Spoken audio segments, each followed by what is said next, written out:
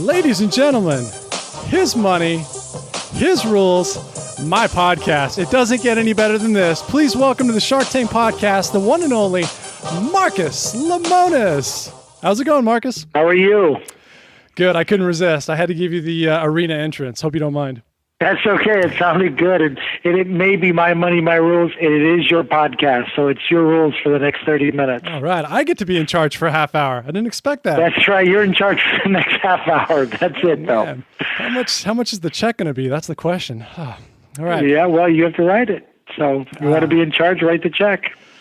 Well, let's. I'll do an IOU. We'll talk in a couple of years. See how it goes. There you go. Hey, we originally were going to get in touch before season 3, and I was really excited about that. And I'm actually really glad it didn't work out the way I thought it would, because I've gotten to see a little taste of season 3, and I'm really excited about what we've seen so far. Last night, just to give the viewers a little bit of or the listeners in this case, some rehash, we got to see Queen's Vibe, formerly Artistic Stitch. And I think you're really knocking it out of the park this season. How is the show meeting your expectations thus far?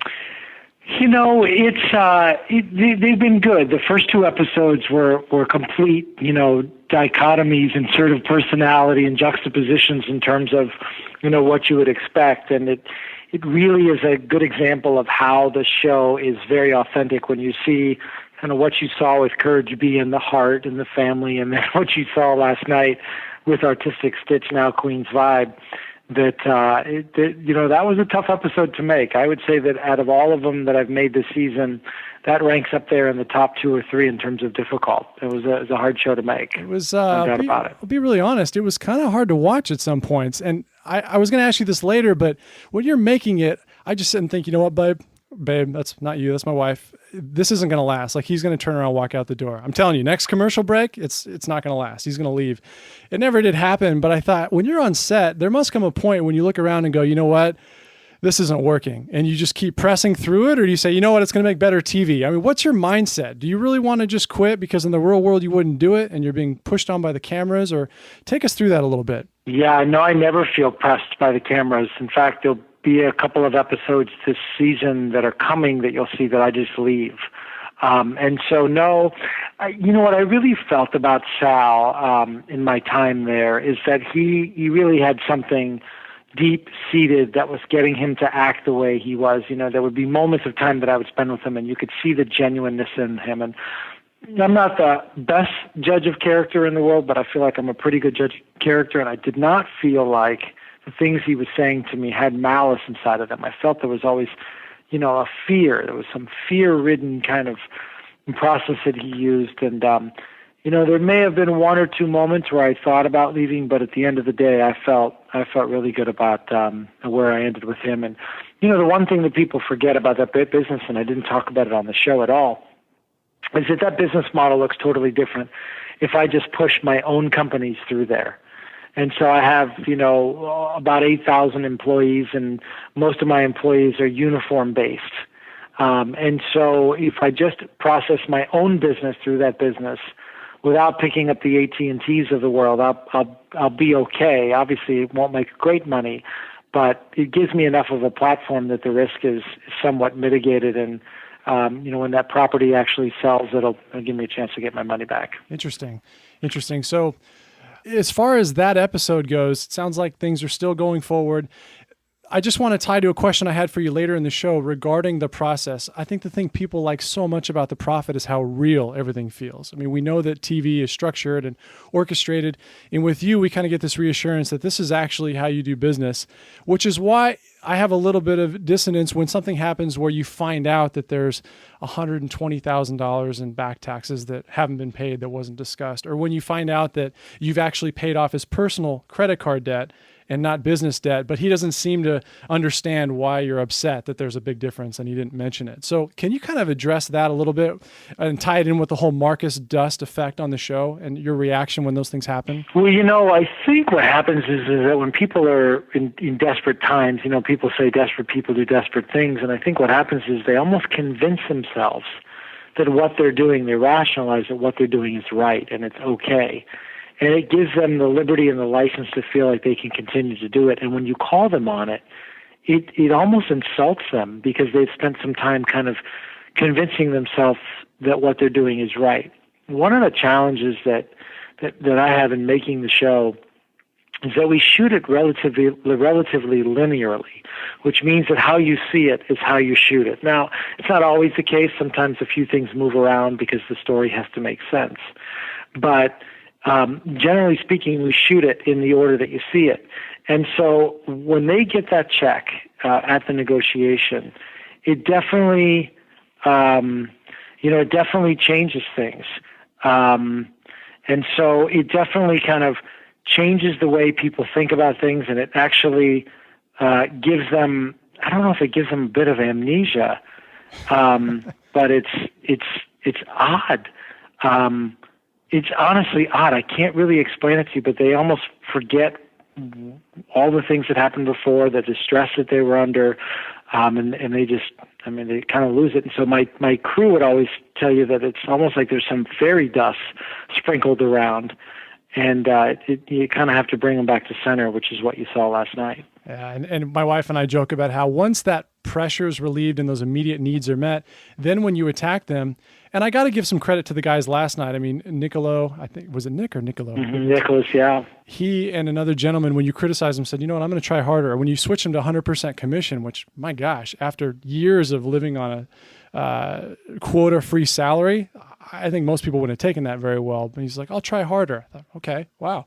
Not the reaction I would have expected, because they almost take this victim mentality. Marcus, why are you attacking me? I'm a good guy. I've worked hard. He honestly, it meant a lot to me that he handled it the way that he did. High level of professionalism. He really demonstrated, in my opinion, kind of maybe even acknowledging that, what he was getting before wasn't necessarily right. It also proved to me that he had some level of confidence in himself that he can get it right. And so it surprised me as well. I sat there and I thought, oh my gosh, I'm bracing for something. And he was like, okay. I agree. Anytime someone accepts 100% commission position, I think, well, there's a leap of faith. And I'm actually curious, have you been 100% commissioned at durations of time throughout your career? I have, yeah. When I was in the auto business, I have, and it's tough, it's scary. I think what gave him some level of comfort is the commission plan that I put him on. Even though it's 100% commission, I kind of backed into what I knew the percentage would be, so that if he sold the same amount that he sold in the previous 12 months, he would make about $65,000. And so I wanted to get him, more than halfway there. And it wasn't like he was starting from zero. He knew that he had some opportunity to improve his margins, but he also knew that, he wasn't that far away from getting back to the 100. And he, what I convinced him of that you didn't see, because it's obviously, it's a short show, right, is that if he sold double what he sold last year, he'd make 130, and I wasn't going to come back to him and redo his pay plan again. And so the benefits of commission plans is that you can get a raise all by yourself. So here's your backstop. You can live off of what you did last year, but you can also make quite a bit more, and it's perfect. Yeah, and that's the same with any commission plan. I would always prefer to be on a commission plan because I'm in control of my pay plan. Right. And so, yes, it's a little scary if you don't have confidence and you don't have the skills. But if you're really good at what you do, particularly in sales, you typically want a commission plan because, you're not getting somebody to kind of cap your pay plan. And that's what I told him. I'm not gonna cap your pay plan. Just you sell, you make money, and you make more money. And I think he believed that what we were putting in place was going to attract more business and ultimately would make a difference. Now, I was going to tweet you last night, Ask the Prophet, which I'd encourage people to do because somehow you managed to respond to a lot of people on social media, and not just on Tuesday nights. It's getting harder. I'm not going to lie. We had thousands and thousands of tweets last night, but it's getting hard. I'm glad you admitted that. I'm like, there have to be a team of people in a man cave somewhere doing this. It can't be Marcus. No, there's not. Well, it's just me. 100% just me. I don't have a secretary. I know that, people can get a hold of me through people in my office, but I don't have a secretary sitting outside my office. I answer all my emails. I answer all my tweets. I don't let anybody have access to my Facebook or my Twitter account, just because I don't feel like either don't answer or answer, but don't have somebody else answer, because it almost feels like you're kind of being a poser and trying to convince people that you're doing something that you're not. And I know there's a lot of people out there who have other people answer their tweets, and I call BS on them, because to me, people are writing you, they're not writing your system. Well, you're going to have a problem then if you want to be like a traditional TV suit, right? Because now you're going to look at the ratings and they go, Marcus, you broke 5 million. You'll be like, oh man, I'm going to be tweeting forever. It's not going to work. You know what, though? That's life. You sign up for it. And so a part of the challenge in doing this show, last night we had, some of the biggest ratings that the network's ever had. And at the end of the day, you know what you're signing up for. And if you're not willing to make yourself available to people and you're not willing to do your very best, it doesn't mean you're going to satisfy everybody. But if you're not willing to do your very best, then you should not do it, because people are tuning in to learn something. They're tuning in to feel like they're connected and they can get an education. And if you don't provide that service to them, then they will fire you. And they'll fire you by not watching the show. And so I feel like I'm an employee of the viewer. So honestly, it's a crazy way to explain it to people. But I work for the viewer, just like in my primary business, Camping World. I work for my customers. If they don't like what I'm doing or they don't like the way we're handling it, they vote with their checkbook and they don't come back. I wish there were more. How's it any different? I wish there were more people in certain positions in the country that felt that way about their constituents and their employees. I think it's fantastic. It's a good lesson. Well, I think people become entitled. I think people think they're entitled, or they think they're better than, I look at a lot of these other, I'll call them, just for their edification, business makeover shows where they throw some paint down on the wall and they put some new carpet down and all of a sudden they feel like they transformed it. And whether it's Gordon Ramsay or the bar shows, and I've been very open and honest about it. I think it's bogus. If you're not writing a check and you're not investing your own money, you don't have a right to criticize somebody. And if you look at the success and the failure rates of these businesses that have been part of makeover shows, whether it's salons or whether it's restaurants or whether the success rate's not great. They're not great. And now, the success rate of my businesses aren't 100%, but if they fail, I lose money. And so, same with the guys and gals on Shark Tank. They invest in a deal and it goes bad.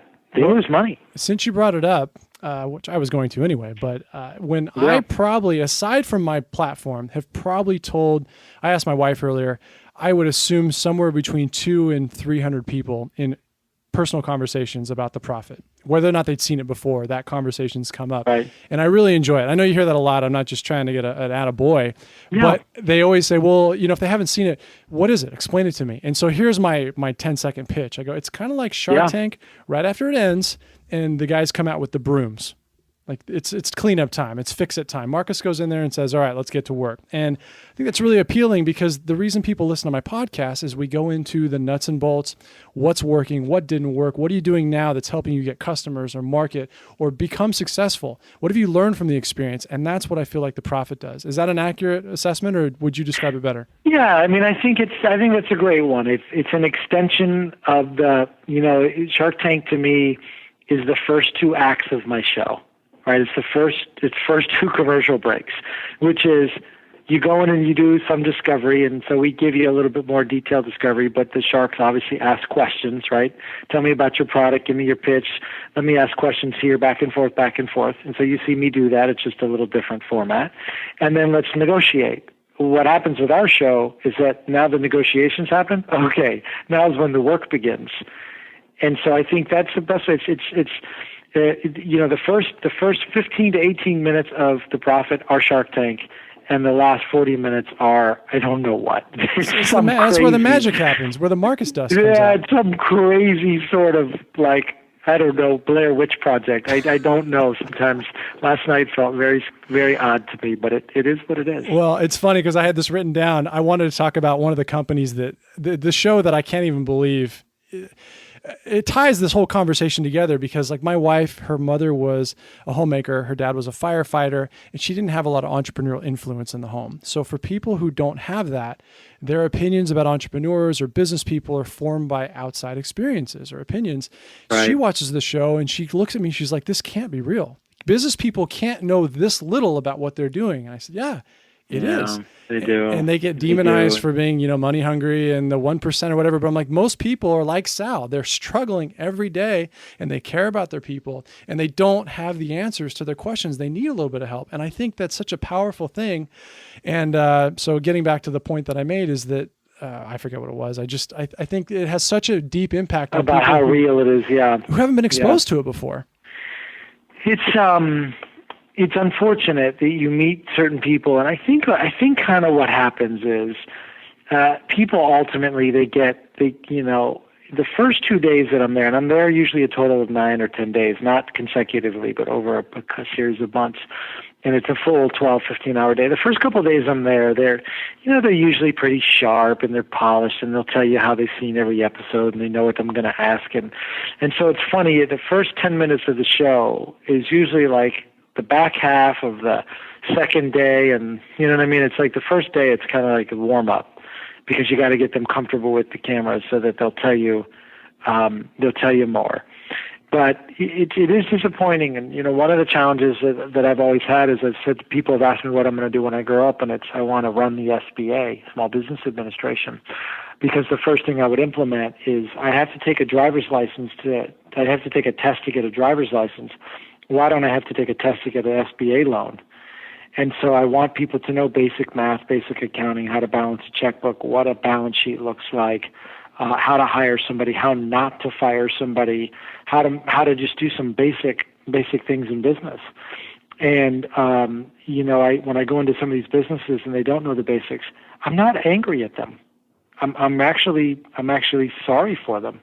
I feel bad for them, because usually their heart's in the right place. They went into business with the aspiration to provide for their family, but they just didn't get what they needed. And I have to be honest, I get a little upset when people, get aggravated, or they get annoyed when people don't know stuff. I mean, it annoys me too after I've kind of told them 10 times, but I want people to be a little less critical and a little bit more studious about what people don't know, so that they can make sure that it doesn't happen to them. And the people that apply for the show, and we've had 40,000 applications in the last couple of years. The people that apply, you have to admit, it's a pretty brave proposition. I'm going to come on. I'm going to ask a bunch of questions. I'm going to press you.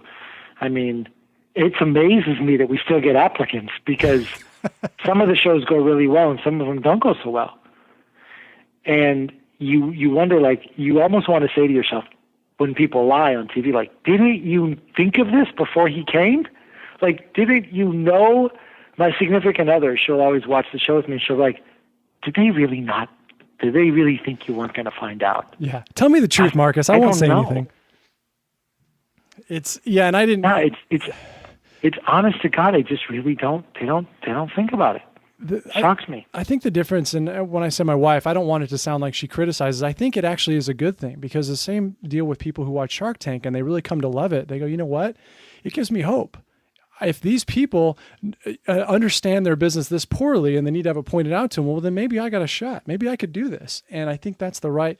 I heard someone describe it the other day as the D to C transition, where they go from disparaging to curious. And once they start becoming curious about how they would do, then you've planted the seed for them to take some action. And in this case, with entrepreneurship, to change their life. Right. Yeah. And when I say criticize, I just feel bad for some of these people. Now, let me be honest. There are people that I don't feel bad for. There are people that I kind of just say to myself, oh my God, these people are, they're a total mess. They're a total mess. I mean, they're just a total mess. Yeah, that's a question we have when we watch. I mentioned it earlier, but we're like, in real life, because Marcus is the real life guy, but there's no way this would fly. So what are we missing here? And it's a TV show, and I know those conversations don't always make air, but he's been harder on him. We missed the whipping. There was a woodshed involved, and now they've come back, and it's the next day, and they're talking again. But we just have to speculate because we're at home biting our nails. You know what I mean? I know. And you know what I think that the takeaway is? Every single business that I pick, because I ultimately pick the episodes that I'm going to do, I don't know if people know this, but I really know nothing about the company before I go there. Nothing. I don't get financials in advance. I don't get a whole binder of background information. So what criteria do you use to select them? So I watch a casting video, and I get a little dossier on what the company does and who they are. And I do whatever research I could find on the internet. But other than that, I don't really dig much further. And here's why. When I go through the process, I really want to know and learn and experience and react the same way you do when you hear the information. And so people always laugh at my facial expressions. I'm not an actor, so it's not like I could make those up. My facial expressions really are the same ones that you have when you hear the information. And I think that the viewer likes the fact that I'm learning at this crazy information. At the same time, you and I together, we go and we find out that they don't know where their cash is, or there's money missing, or in this next week's episode, which I think, candidly, may be the craziest episode I've ever done, that I learn things and you learn them with me, and you literally have to want to throw something at the TV. And so I think that's part of it. Now, the downside of that is that sometimes I get burned. And I'm willing to take that chance, not for a television show, but because I want to trust and give everybody a chance. And in the 3 seasons, because we're in our 24th episode, I've invested, I think, a little over, almost 14 million. And which I will tell you this as a joke, because I know you'll appreciate it. You guys should add up in one single season of Shark Tank what all of the sharks invest in one season. Has anybody ever done that? It's done some websites, but I couldn't tell you from the top of my head what it is. Yeah. And so there have been some deals that haven't gone well. There's been some ones, and we're going to do a whole episode, an entire episode on where are they now. I love that. And so you're going to find out deals that I made that went bad, where I made a mistake, and deals that I had to throw people out after that you thought they ended great, and in the end, they didn't work out so great. A key lime pie episode, I had to, let the 2 owners go, and now Tammy's running the place. By the way, Tammy had to get a shout out, because between Fabio last night and Tammy last season, I think that's, if nothing else, that's a reason for people to watch the show and learn how much most business owners care about their people. Tammy, I cried a man tear or two when you were talking with Tammy and hooking her up when she was on maternity leave. That was fantastic. And it's for real. And the thing that's crazy about it is that, I usually get comments like, hey, there's no crying in business. You know what? There is crying in business. There's tears of joy. There's people are high-fiving. There's people that are angry. And so I think what's happened, TJ, in the last, maybe 3 months, because, CNBC runs the show like it's going out of style. Right. Is that I think people have now realized, because a lot of people have gone back and seen season 1, is that every episode is really different. There's nothing the same about it. Not even the format's the same. Something changes in every episode. And I think people wonder, what and who am I going to see next week? Absolutely. Like who possibly is coming out of behind the curtain next week? And I think they love it. People love it. And there's something else to be said. My wife is totally hots for you. Like, you mentioned your significant other, that's really going to bug her, but whatever, we'll get over that. And it's like, there was the episode where you were cleaning the shower with the cleaning products, and she's like, he's a billionaire and he cleans the bathroom. She's like, I had to douse her with cold water. But you mentioned crying. Now, you went symmetrical 2 weeks ago. You had tears on both cheeks coming down your face. And we paused it, and I said, Marcus is going for the Emmy. Like, this is what Shark Tank did. They had people start crying to get that Emmy because they missed out on it 2 seasons. Is that, how many seasons or how many episodes are you going to have to shed tears before you get that Emmy? Honest question. You know what? I don't really care about the Emmy. I know that sounds totally corny. I don't really care. This show will never get an Emmy nomination, and I'll tell you why. It's not glitzy. It's terribly lit. The cameras are not steady. It does not have high production value. It looks like a low-budget movie, and that matters in that environment. It's on a network that a lot of people don't watch, even though it gets good ratings, great ratings for CNBC. It's the highest-rated show they've ever had. Even though it gets that, it's not an Emmy show. And so people ask me all the time, do you think the show's going to move to NBC and So I like it exactly where it is, because CNBC is so business savvy that they really like the authenticity of it. And I think if it was on a major network, I think people would try to manipulate the outcome. I think you would be lighting things and there'd be makeup and it just would feel different. And for that reason alone, I think it never even gets considered. we don't even think about it. I wish, I don't know, we don't think about it. Interesting. I think so much of it's tied into culture and trends. I like to think that I could disagree, but because it is CNBC and not NBC, well, time will tell. As I think it's a much needed cultural shift in a mindset towards entrepreneurs, which actually I want to talk to you more about, given it's Shark Tank podcast and we're focused on the listeners, which is what's made the show popular. I think that people really, I read the Inc. article that was done on you. I believe the gentleman's name was David Whitford. Fantastic piece. I'm going to link to it in the show notes. And what was crazy is when you're portrayed on TV, you just have that mark as dust. Like with, Queen's Vibe, you're like, nope, this isn't going to be a basketball court. I'll tell you what it is going to be. We're going to make a design center for little kids to get things printed out right away on a 3D to cloth printer. And I think, I look at my wife to go, okay, non-business person, I'm the haphazard entrepreneur of thoughts. And she's like, how does he do it? How does he do it? How does he know? Does someone tell him? And we have a great time with it. But I'm reading the article, and it says here that, we know your story about Camping World. Most people should, so I'm not going to rehash that. But, being adopted at 9 months old, not having any dates growing up, not getting invited to parties, not having an eating disorder, and weighing almost 200 pounds at 8 years old. Hopefully this isn't reopening any scars. I mean, you and all this. No. Honest. That was who I am. Being terrible at sports, being the long snapper. Terrible. Not being very good. Terrible.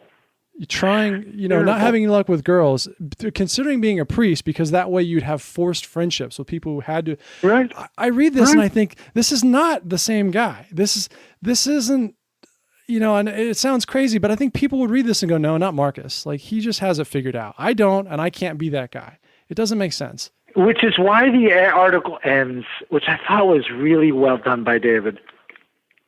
Because I told him early on when we first met, I said, David, look, on a professional level, I'm the most mature guy you'll ever meet.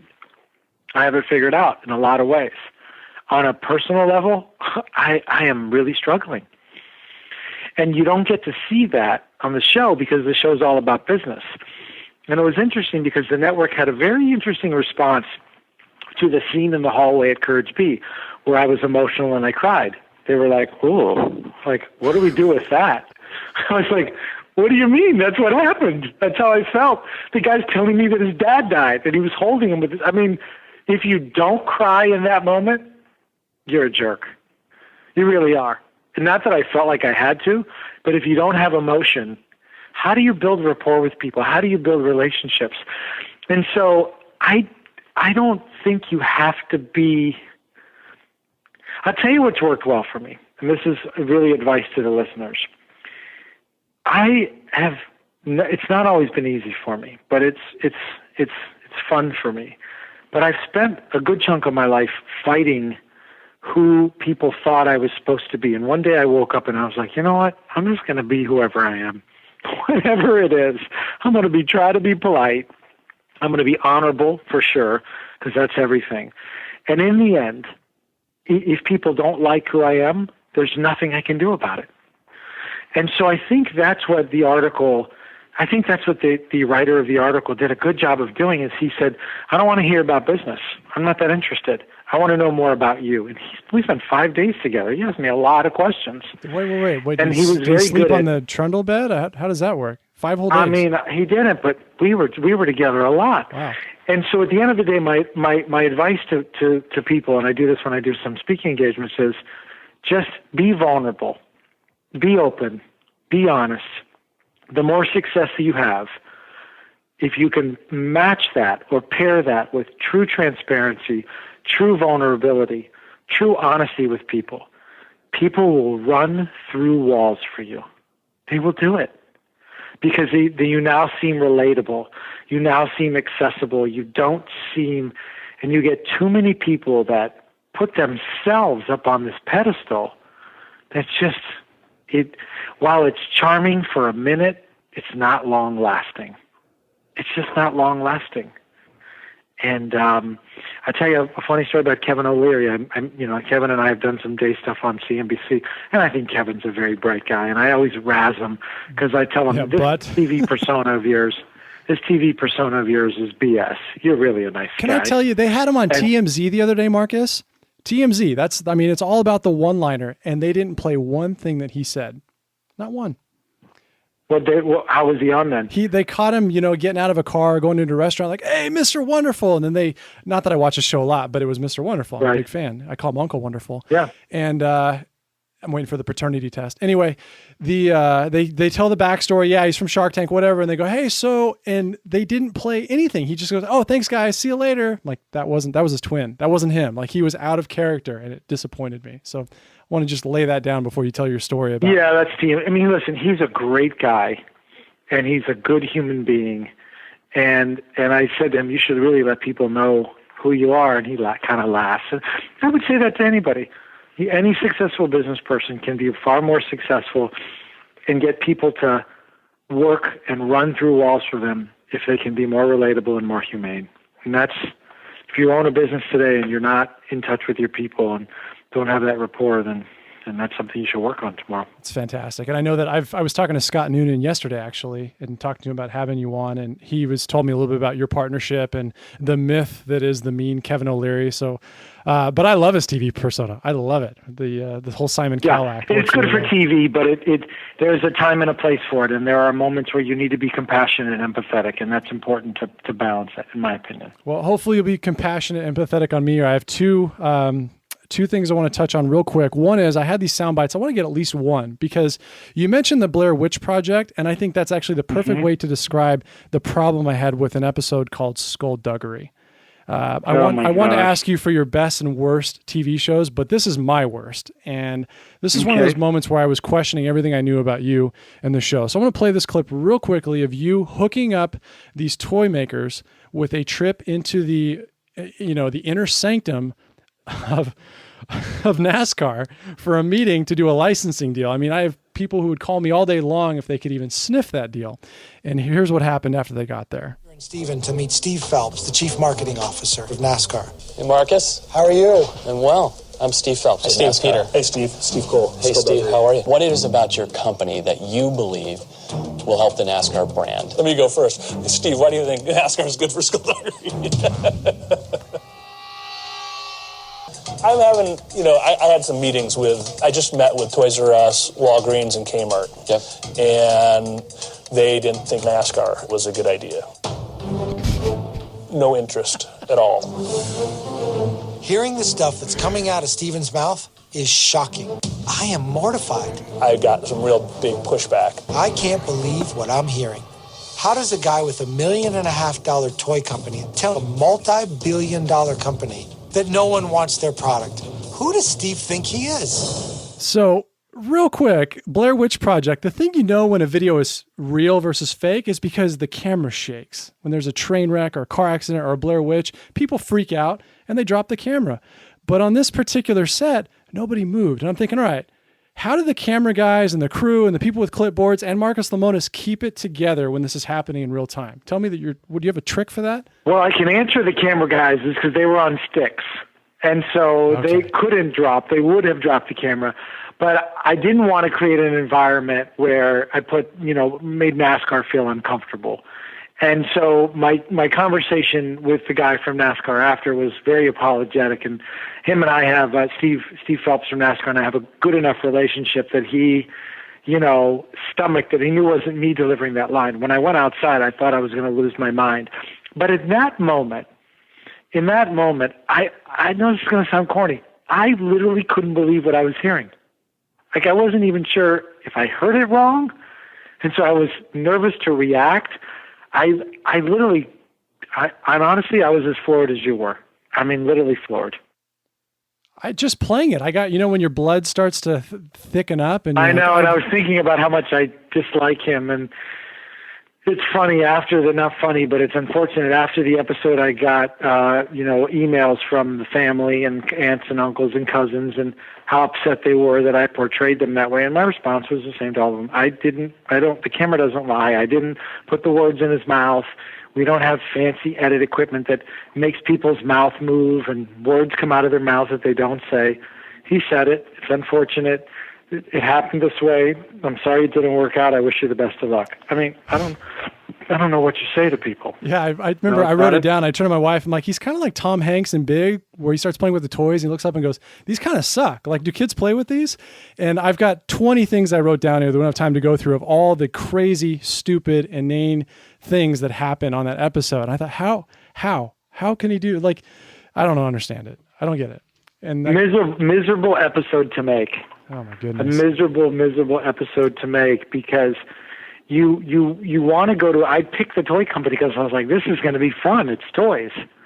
It was the least fun of anything that I've ever done. And that should have been my first clue.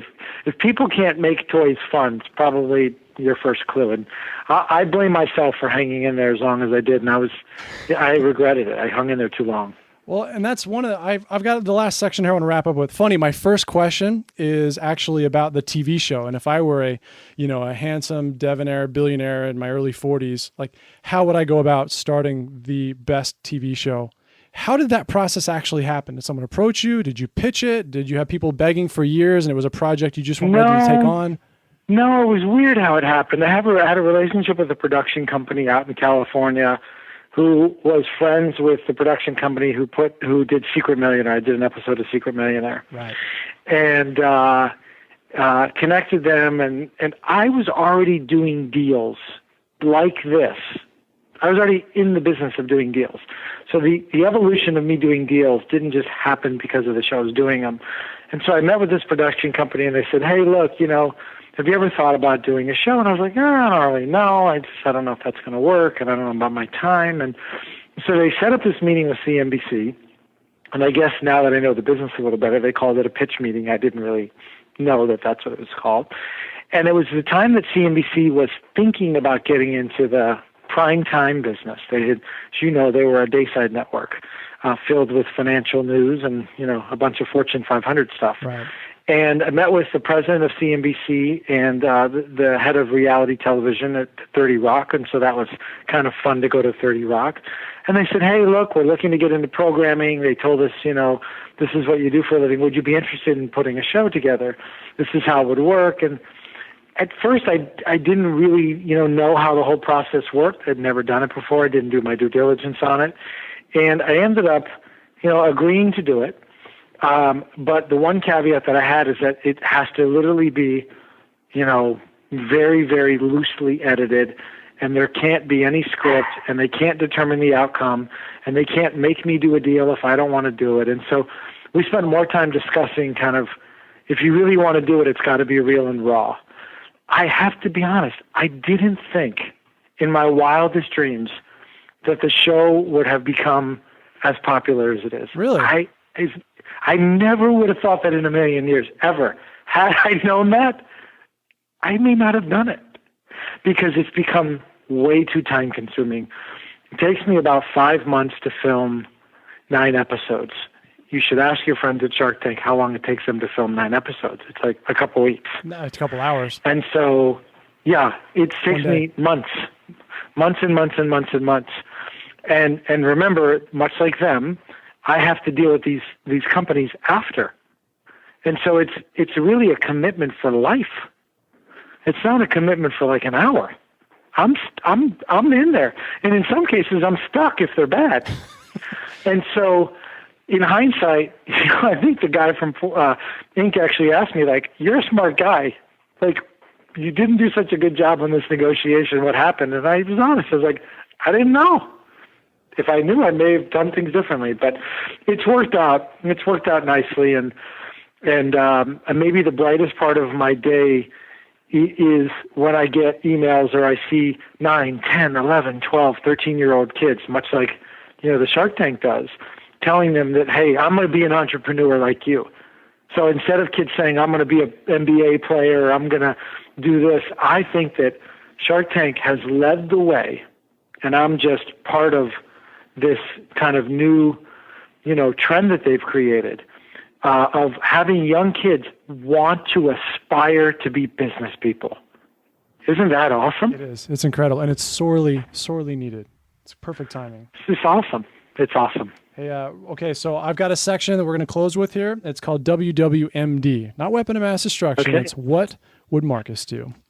Okay. So I want to fire off a couple quick ones here. And actually, I was comparing you earlier to like Matt Damon in Good Will Hunting, where you hold up your entrepreneurship business plan and go, "This is so easy." You realize how easy this is? I mean, it just comes to you. Right. So to hear you say that you didn't expect this to be a game changer is a bit of a surprise. I'll be honest. Yeah, it's the honest truth. I'm embarrassed to say it, but it's the truth. I think people expect that you were like, well, this is going to work and it's going to be the best, and that's how I roll. So it's interesting. All right. No, So I wish it was the case. what would Marcus do? Got a couple questions here. I want you to answer pretty quick, and we'll Okay. just wrap off some concerns that I think people would really like to hear you talk about. First of all, when is the best time to fire someone? After you've exhausted everything, because I think when people fail in business, especially if they work for you, it's, in my opinion, it's your fault first. But there is a moment in time where you've done everything you can and it's time to set them free. And rather than being angry about it, I think you need to be apologetic about it. Because if somebody doesn't work out, it's typically your fault. You didn't hire them for the right job. You didn't set the expectations. You didn't train them. You didn't monitor them. You didn't do all the things. And so I would ask employers to actually, instead of being happy about firing somebody, consider it a great failure. Outstanding. College for youth today, those same people you referred to earlier. Good idea, bad idea. Good investment, bad investment. College? Necessary. Required. And it's not just about the education. It's about the relationships, the discipline, the structure. It doesn't matter if you go to a 2-year community college or you go to the most expensive school. Do what you can afford to do, but go through the process of learning. Be accountable to somebody else. Be graded on your work. Have somebody judge you. Being judged is an awful feeling. When you take a test or you write something, you're essentially getting judged. It creates accountability and it creates performance. And so I think higher education in whatever form is required. Judging has gotten a bad Doesn't mean rap. I wouldn't hire somebody if they didn't have it. Doesn't mean I wouldn't hire them. But I think it's necessary. Right. You kind of answered this question, but I just want to clarify. The next part of that was, what should college kids be focused on? Degrees, areas of study. What is the future? What will be the best benefit to them in the future as far as study? Well, they should be focused on performance. And so the world that we live in is a performance-based world. And so college kids should be focused on performance because there's no other way to grade performance other than the actual result. And so if you're in a sales job, you're going to be graded on how much you sold. If you're a student, you're going to be graded on what your score was. And so they should be focused on performance first and building and learning social and kind of communication skills with their peers second. Excellent. If you were... Should be focused on partying last. Easier said than done. Yeah, good. But Good. should be You'd focused have to on be a that pretty last. good salesman. Maybe you're up for it. I don't know. Now, starting a new company tomorrow, if you started over and you had $2,000 in your pocket, but you knew everything you knew now, what would you do first? Where would you start? I'd go be an auto salesman, car salesman. Wow. Interesting. That's the first thing I would do. If I ever was broke, I'd go sell cars. Here's why. I can make a lot of money fast. I know I'm good at selling. I can do it with somebody else's inventory, and nobody can control how much I make. The sky's the limit. But I would do that so I could build up some cash again. That's the first thing I would do. I wouldn't even think about it. Quick question. sell cars. Artistic Stitch. How was the pizza? We have a bet going on between friends. Was it good or bad? The pizza was amazing, but it didn't matter to me because nobody ate there. All right. Well, I still win the bet. It looked delicious. All right. It was amazing, but nobody ate there, so who cares, right? The cupcakes and crumbs were great, but it closed. Oh, thank you for the crumbs, by the way. They were delicious. I got some in the mail from you. Appreciate Yeah, that. good. Glad you liked it.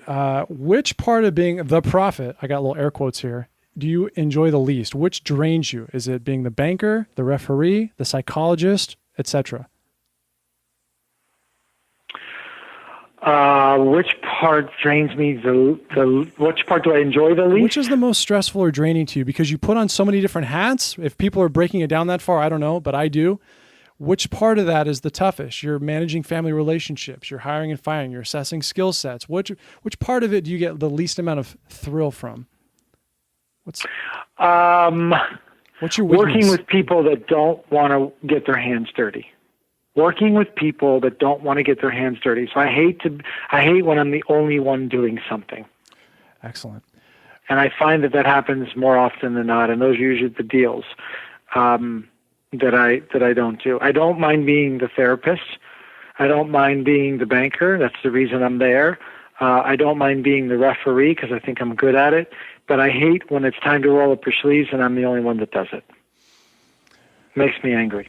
I think when I wrote banker, there's an asterisk, mostly because you're also the kid who gets all the surprises. Like, oh, I didn't know about this. Oh, I didn't know about that. Looks like I'm the banker again and again. Yeah, but I'll tell you, I think when that happens, I always factor in my negotiation. I always factor in the BS factor. There you go. So there's always something left in the tank that accounts for surprises, and if I don't get any, then it just enhances my yield. Oh. And so I always know that there's going to be something that they forgot about. I use the word forgot, by the way. Maybe I was going to say you mentioned the SBA earlier, but you kind of alluded to means testing. So I wasn't going to think you'd be able to be a politician. But since you're using the word forgot, I would never be a politician ever. Never. Yeah. I ran for it when I was 21 years old. I have no interest in doing it. I want to make my money legally.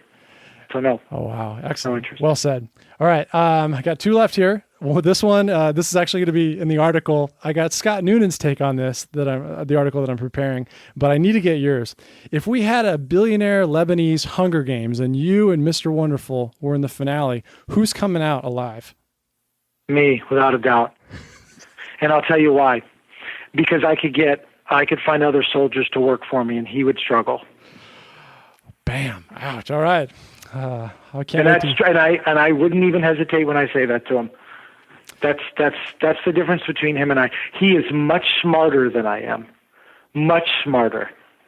But I feel like I would outwork him, and I feel like I would have a bigger following when it came time. If I had to have a bigger battle, I would have more. I would have more people behind me. That's the difference. But he's smarter than I am, much smarter. Are you too fun to go to a party with? Are you pretty good times when you're together? Him and I? Yeah. So we've done the CNBC panel together, and we go at each other, but when we're done, we kind of laugh about it. I don't think he has a lot of respect for me, to be honest with you, because he kind of brushes me off when he sees me, and he's never really that engaged in conversation. It's usually very topical. And I've kind of had that from all of them, to be honest with you. Never had any engagement, never had any social interaction, never had any email or text interaction. But I don't really care. It's okay. Wow. It doesn't bother me. At the very beginning, I asked you a question. I said the two things people asked me. The first one was whatever it was. Now I've forgotten. And the second one was, when is Marcus going to go on the Shark Tank? And I always say, Never. Awesome. I knew it. Yeah, never. And the reason is because that's not my work style. I don't sit in a chair and make deals. I admire them. I think they're all brilliant. I think they're all more successful than I am. That's just not my work style. My work style is a little bit more trenchy. I would say that Damon and Mark and I, probably Damon, maybe even Mark, we're probably more similar because I know the two of them, they're hustlers and they're grinders and they're getting their hands dirty more. But I'm not a good fit, and I love NBC and they're on ABC. So that's another reason that I'm too loyal. And that's a nice compliment to those two. So, all right, last question of the What Would Marcus Do segment. And I debated whether or not I should ask you this, but I'm just going to do it. Just ask. Are we ever going to have another show in the future called Marcus Lemonis, the Parent? Are you going to give the greatest gift to the world that you can, which is little Marcuses that just teach the world how to kill it? So, like an Apprentice format? No, like in real life. I read my wife's first question. Does Marcus have any kids? Where are his kids? So I was adopted, and I will be a parent, but I will adopt because I feel obligated to give that gift back. And the reason that I don't have a child today is because I think in order to be a parent in today's day and age, or in any day and age, you have to be very present, and you have to be engaged, and you have to be involved.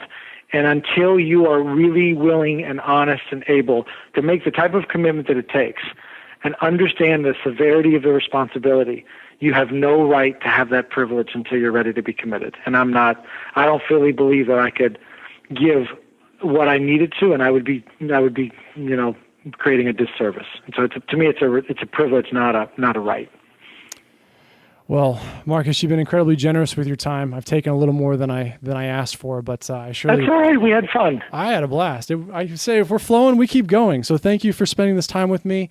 I would encourage anyone who's listening, if you're not, do yourself a favor. Go listen to The Prophet and tell us something that what's something we're never going to see coming that's going to happen? Like, is it next week when we have to watch no matter what in real time?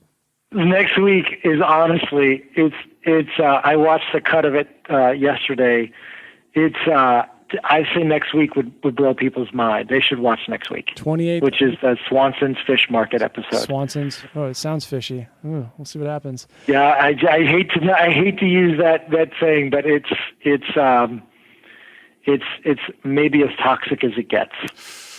Can't wait. Well, again, thank you for coming on, but most especially thank you for the gift that you've given us to make television worth watching. Appreciate it, and best of luck to you in the future. All right, buddy. Thank you so much. Bye-bye.